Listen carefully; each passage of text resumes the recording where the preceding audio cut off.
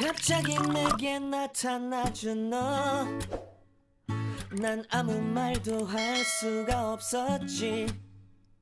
첫눈에 반한다는 이야기가 널 보는 순간 इहेगा। Last chapter में हमने पढ़ लिया था एलिमेंट्स, फर्स्ट 20 एलिमेंट्स के नाम भी पढ़ लिए थे। ओके, सो अभी चैप्टर के बेसिक्स चीज हो गए थे, अभी चैप्टर में स्टार्ट करते हैं। चैप्टर में थोड़ा जब करते हैं सर, चैप्टर क्या था? Class periodic classification of element.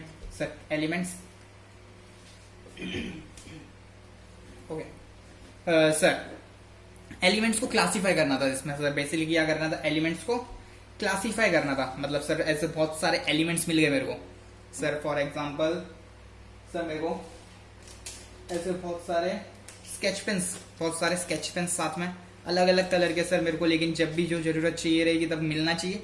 उसके लिए मेरे को इसको एक पर्टिकुलर जगह पे पर्टिकुलर उसके साथ रखना पड़ेगा।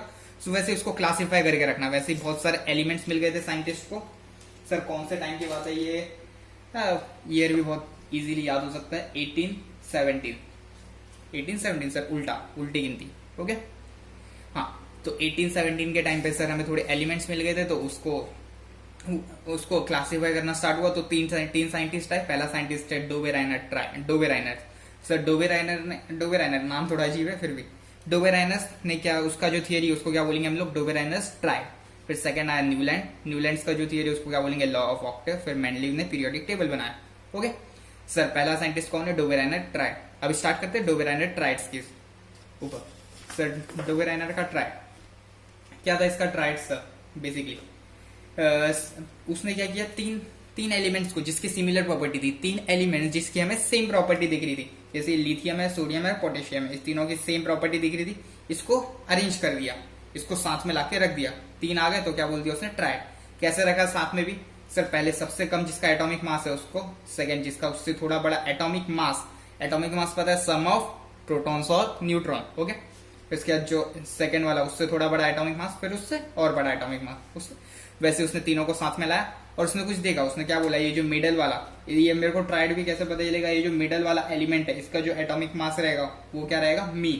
मीन मतलब सर ये दोनों का एटॉमिक मास को प्लस करके जितने नंबर 2 से डिवाइड करना। देखा हमने सोडियम का, ये मेरे पास एटॉमिक मास है पहले से तीनों के। लिथियम का कितना है? 6.9, सोडियम का 23, पोटेशियम का 39.12। अब इसे लिथियम का अगर मेरे पास 6.9 है तो क्या है? सोडियम का क्या होगा? लिथियम और पोटेशियम का प्लस करके एटॉमिक मास किससे डिवाइड करना है? 2 से। तो लिथियम का कितना है? 6.9, पोटेशियम का कितना है? 39.1। दोनों को प्लस किया मैंने, 46/2 कितना आ गया? 23। सर एकदम करेक्ट आ गया वैल्यू। तो उन्होंने क्या बोला कि यही मेरा फॉर्मूला है, यही मेरा मेथड है कि मैंने क्या फॉर्म किया कि जो एटॉमिक मास रहेगा मिडिल वाले एलिमेंट का वो क्या रहेगा? मीन रहेगा। किसके? ये दोनों के एटॉमिक मासेस के। ओके, सो वैसे और भी 2 थे इनके ट्राइड, 3 ही ट्राइड बनाए इन्होंने। फिर तीसरा ये क्या था? Calcium, strontium, barium. ये क्लोरीन, ब्रोमीन और आयोडीन। ओके हाँ, ये 3 ही इनके ये थे। ये याद नहीं रखने सर, आगे याद हो जाएगा ये अपने आप। देखते हैं आगे ट्रिक्स में बताऊंगा मैं। ओके, इसको डिफाइन करो डोवेराइनर ट्राइड को। सर ऐसा आ जाता है। सर उससे पहले इसमें हमें इनसे क्या पूछ सकते हैं? सर इसमें मेरे को लिथियम और पोटेशियम का मास दे दिया और सोडियम का पूछ सकते हैं, ऐसा क्वेश्चन आ सकता है। ओके सो अभी नेक्स्ट क्या है? डोवेराइनर ट्राइड्स को डिफाइन करो। अभी एक बार पढ़ते हैं पहले। Dobereiner made a group of 3 element. उसने क्या बनाया? 3 एलिमेंट के ग्रुप बनाए। अभी हमने पढ़ा डोवेराइनर ने क्या बनाया? 3 एलिमेंट का ग्रुप, जिसमें क्या था? Same chemical properties. जिसकी क्या प्रॉपर्टीज सेम थी? केमिकल प्रॉपर्टीज देखी उसने, सेम लगा तो उसने 3 एलिमेंट्स का ग्रुप बना दिया। ओके अब इस ट्राइड्स में, in triads he arrange the 3 elements in increasing order of atomic masses. जो ट्राइड्स था उसमें एलिमेंट्स को कैसे अरेंज किया? Increasing order of atomic masses. जैसे कि अगर आपका टीचर डोवेराइनर, उसने क्या बोला?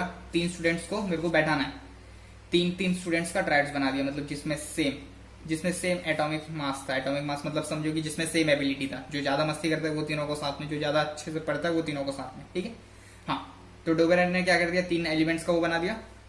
अभी increasing order of their atomic mass ही कैसे? Sir increasing order of their height. समझो इसका जिसका सबसे छोटा हाइट है उसको इधर से थोड़ा बड़ा, फिर जिसका सबसे बड़ा है उसको ऐसे में बना दिया जैसे हमारे टीचर्स ने। वैसे in triads he arrange the 3 elements in the increasing order of atomic masses. उस ट्राइड में उसने कैसे अरेंज किया? 3 एलिमेंट्स को increasing order of their atomic masses. उसने क्या शो किया? Atomic mass of middle element was approximately equal to the mean of atomic masses of other two elements. Sir क्या बोल रहे हैं वापस से, सर यही चीज बोला है कि इसमें जो मिडल वाले का एटॉमिक मास था वो किसका था, वो क्या था, approximately equal to mean of atomic masses of other two element. मतलब जो मिडल वाले का एटॉमिक मास रहेगा वो किसके इक्वल रहेगा, mean of atomic masses of other two elements. Sir पूरा कभी इक्वल नहीं रह सकता, अप्रोक्सीमेटली इक्वल रहेगा। उसने बोला कि पूरा बिल्कुल नहीं आएगा, पॉइंट में थोड़ा डिफरेंस हो सकता है। ओके, सो सर एक बार वापस से पढ़ते हैं। डोवेराइनर ने क्या बोला, Dobereiner made a group of 3 element. Dobereiner ने 3 एलिमेंट्स का ग्रुप बनाया having similar chemical properties and call them triads. Okay, in triads, इस ट्राइड्स में क्या किया उसने, he arrange the 3 elements in increasing order of atomic masses. इसमें उसने एलिमेंट्स को अरेंज कर दिया increasing order of the atomic masses, और उसने क्या बोला, जो भी एटॉमिक मास रहेगा मिडल वाले एलिमेंट का किसके इक्वल रहेगा, approximately equal to mean of atomic masses of other two element. Sir accurate ऐसा बोलना नहीं है, जैसा हमें समझा उसके अकॉर्डिंग हम फ्रेम करके बोल सकते हैं। ओके, अभी why Dobereiner failed, Dobereiner fail हुआ। सर क्यों फेल हुआ, all the elements known at that time could not be classified as Dobereiner triad. मतलब जितने भी एलिमेंट्स उस टाइम पे पता थे हमें, सारे नहीं बन पाए डोवेराइनर ट्राइड्स में। उसमें कितने, 3 ही एलिमेंट्स 3 ही ट्राइड्स बनाए उसने एग्जैक्ट, और उससे ज्यादा नहीं बन पाए, तो ये फेल हो गया। अभी सर नेक्स्ट साइंटिस्ट कौन सा है हमें पता है, न्यूलैंड। न्यूलैंड का कौन सा लॉ था, law of Octave. Okay, Newlands का लॉ ऑफ ऑक्टेव देखते हैं sir. Law of Octave, Octave मतलब क्या सर, 7 सुर सुना है ना हमने, 7 सुर, सारे गामा पध अनिशा। हाँ, तो वैसे ही देखो सर, ऑक्टेव में कैसा रहता है, सा रे गा मा प ध नी, फिर वापस से सा रिपीट होता है, 7th के बाद 8th वापस रिपीट हो रहा है। उसने वैसे ही बोला कि अगर मैंने, उसने भी ऐसे स्टार्ट किया कि एक एक बॉक्स बनाया। उसने क्या किया, जिसका सबसे कम एटॉमिक मास है उसको यहाँ पे रखा, उससे थोड़ा बड़ा, उससे थोड़ा बड़ा, उससे थोड़ा बड़ा। तो उसने ऐसे क्या देखा कि जो फर्स्ट वाला है और जो 8th वाला है उसके दोनों की केमिकल प्रॉपर्टी सेम दिख रही। तो फर्स्ट वाले को 8th वाले के नीचे, इधर भी फर्स्ट, सेकंड को फिर 9th के नीचे, थर्ड को 10th के नीचे, ऐसे रखना स्टार्ट किया। ओके, वही पढ़ते हैं अभी।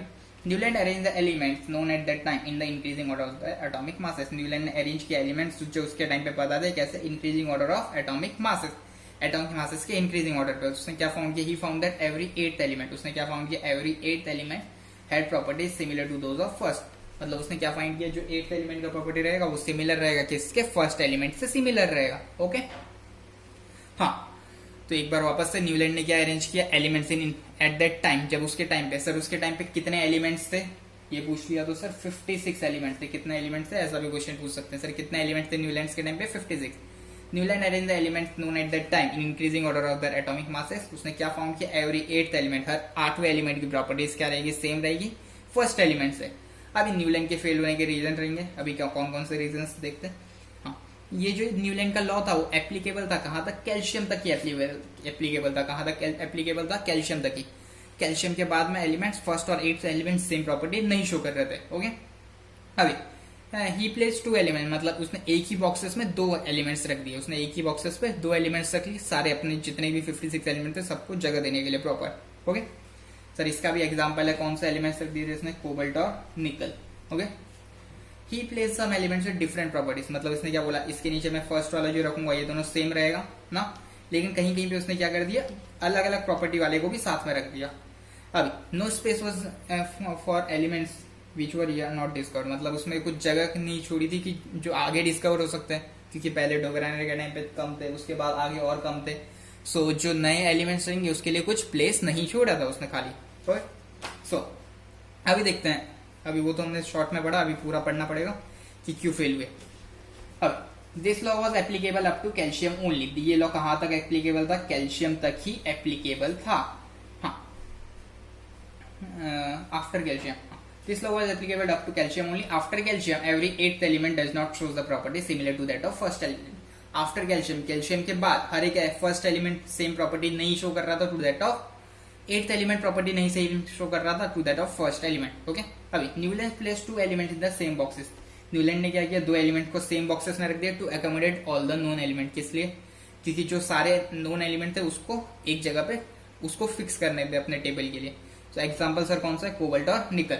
अभी he placed some element with different properties under the same note of octave, उसने क्या बोला कि ऐसे जो हमारा रहेगा क्लोरीन, फ्लोरीन। ओके, सो इसके नीचे उसने कोबाल्ट और निकल को भी रख दिया। फ्लोरीन और क्लोरीन का प्रॉपर्टी सेम है, लेकिन कोबाल्ट और निकल का प्रॉपर्टी सेम नहीं था, तो उसने he place some element with different property को रख दिया under the same note of octaves के सेम नोट के इसमें साथ में. Okay, there was no place for the elements that wasn't discovered. मतलब जो एलिमेंट या फिर जो नोबल गैसेस उस टाइम पे डिस्कवर नहीं हुए थे उसके लिए कुछ भी स्पेस नहीं था. सर क्या क्या पढ़ा इस आज के लेक्चर में, एक बार वापस से रिवाइज हो जाए. ओके सर क्या क्या पढ़ा आज अभी ये वाले पॉइंट, ये वाले लेक्चर में.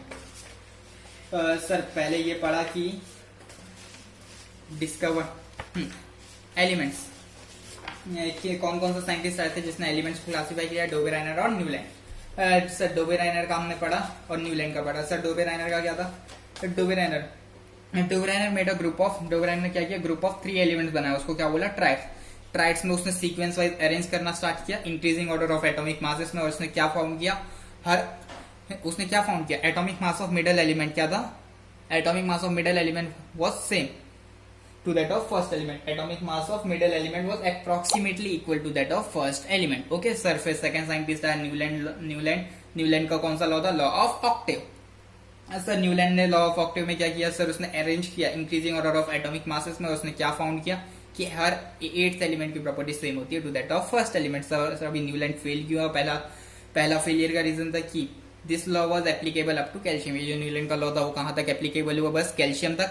कैल्शियम के बाद हर एलिमेंट दूसरे एलिमेंट की प्रॉपर्टी, हर 8th एलिमेंट फर्स्ट एलिमेंट से सेम प्रॉपर्टी शो नहीं कर रहा था. उसने क्या किया, सेकंड इसने सर दो एलिमेंट्स को साथ में रख दिया सारे नॉन एलिमेंट को करने के लिए. एग्जांपल कोबाल्ट और निकल. सर एक ही नोट में अलग प्रॉपर्टी वाले एलिमेंट्स को भी बैठा दिए साथ में, जैसे कि फ्लोरीन और क्लोरीन के साथ कोबाल्ट और निकल को, जिसका प्रॉपर्टी सेम नहीं था. ओके सर, फिर उसके बाद था लास्ट उसमें जो भी नए डिस्कवर्ड होंगे एलिमेंट्स उसके लिए कुछ भी स्पेस नहीं छोड़ा था. ओके सो नेक्स्ट लेक्चर में करेंगे कौन सा, मेंडली का, याद रखना.